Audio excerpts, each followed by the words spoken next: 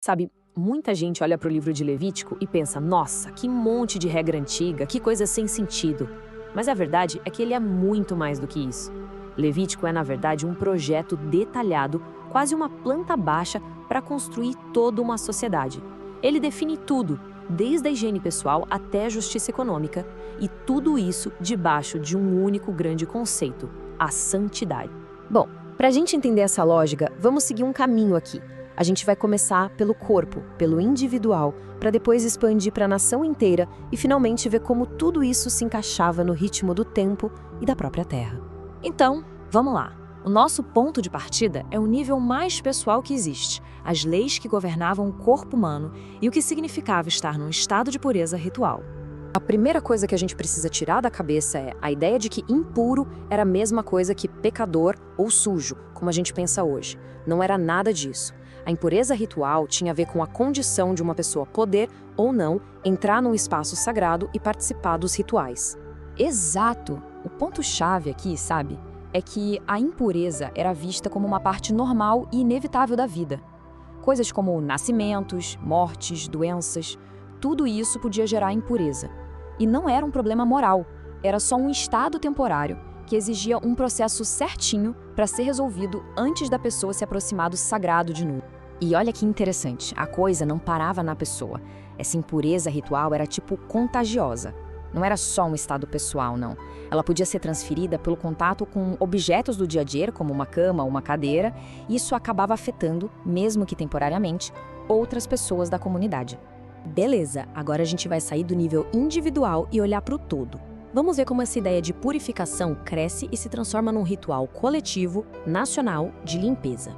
Esse aqui era o evento do ano, o dia mais sério de todos, descrito lá no capítulo 16. Era um ritual de altíssima importância, pensado não só para purificar as pessoas, mas para limpar o próprio santuário da contaminação que os pecados da nação inteira causavam.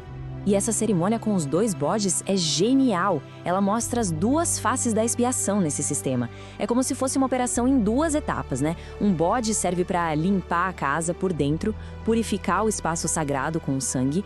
O outro serve para literalmente levar o lixo para fora, carregar a culpa da comunidade para bem longe. Essa imagem é poderosíssima.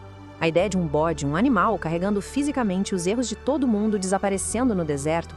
Esse é um dos conceitos mais fortes e duradouros de Levítico.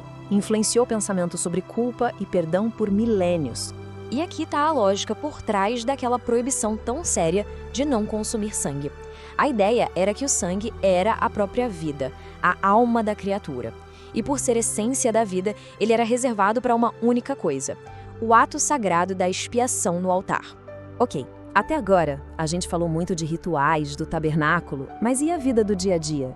O trabalho, a família, os vizinhos? É aí que a gente entra no famoso Código de Santidade, que vai mais ou menos do capítulo 17 ao 26.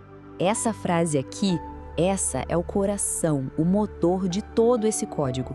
O chamado não era só para seguir regras, a ideia era que o próprio caráter do povo deveria espelhar o caráter de Deus.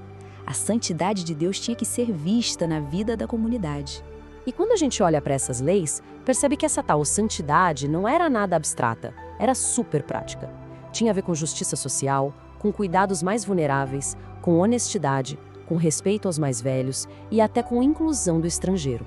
E bem no meio de todas essas regras práticas surge esse mandamento, que todo mundo conhece. Mas veja bem, ele não está solto não. Ele aparece aqui como o grande princípio que resume toda essa ética social. É a ideia fundamental por trás de como as pessoas daquela comunidade deveriam se tratar. Mas, e essa é uma parte que pode chocar, essa busca pela santidade não era uma sugestão, era levada muito a sério. O código determinava punições severíssimas, muitas vezes a pena de morte para certas violações. Elas eram vistas como uma contaminação tão grave que ameaçavam a própria presença de Deus no meio do povo. Para fechar nosso percurso, vamos ver como todos esses princípios não ficavam só no papel. Eles foram incorporados no calendário e na própria terra, criando um ritmo sagrado para a vida de toda a nação. O ano inteiro era organizado por essas festas. E não era só um feriado, sabe? Cada festa era uma chance de recontar e reviver uma parte da história de Israel com Deus, reforçando a identidade deles como povo, desde a saída do Egito até a vida na Nova Terra. E aí a gente chega num número especial. 50.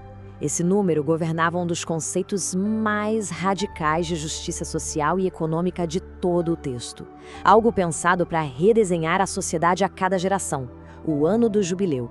Pensa bem, o que a gente vê aqui é um sistema projetado para ser um grande reset social e econômico. Era um mecanismo legal para impedir que a pobreza se tornasse um ciclo sem fim e que a terra ficasse concentrada na mão de poucos. A ideia era garantir que toda a família mantivesse a sua herança e tivesse sempre a chance de recomeçar. E o livro termina deixando a escolha bem clara, com consequências diretas. A obediência a esse projeto de nação santa levaria à prosperidade, à segurança, a tudo de bom que a aliança prometia. Mas a desobediência, o abandono desse caminho, levaria à catástrofe nacional, ao exílio, basicamente à perda de tudo. E essa é a grande questão que Levítico deixa no ar, mesmo para a gente hoje.